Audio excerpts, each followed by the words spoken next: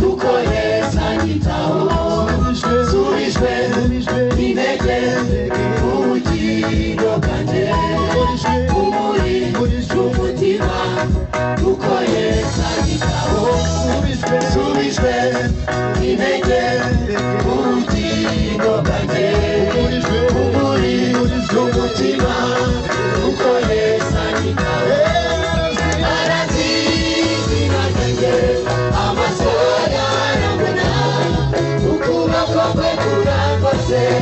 umatiwe mu biganza bye ntacyo nzaba ntacyo nzaba ntacyo nzaba ntacyo nzaba ntacyo nzaba ntacyo nzaba arazi izina ryanjye amaso yarabona ukuboko kwe kurangose umatiwe mu biganza bye ntacyo nzaba ntacyo nzaba ntacyo nzaba ntacyo nzaba ntacyo nzaba ntacyo nzaba ndi kumwe nawe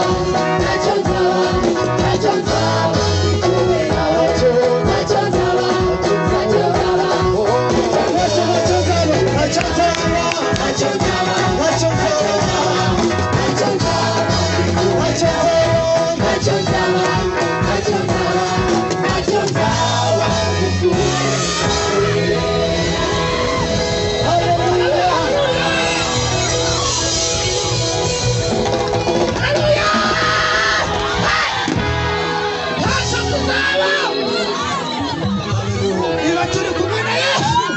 ntacyo tuzaba